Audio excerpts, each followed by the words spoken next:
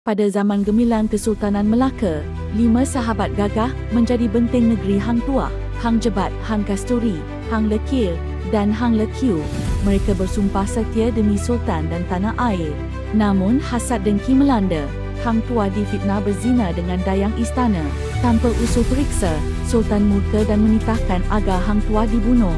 Hati Jebat terbakar dengan ketidakadilan itu. Apabila tahu Hang Tuah dihukum tanpa salah, Jebat mengamuk di istana. Dengan keris Temingsari, dia menentang kezaliman. Menjerit, raja adil raja disembah, raja zalim raja disanggah.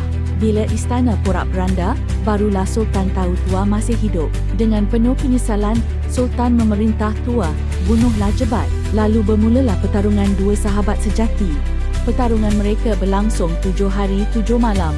Dua pahlawan setia bertarung antara kasih dan keadilan.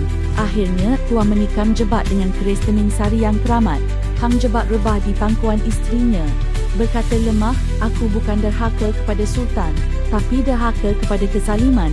Hang Tuah terpaku, menanggung penyesalan seumur hidupnya. Siapa lagi yang anda mahu? Sila komen. Jangan lupa subscribe, like and share.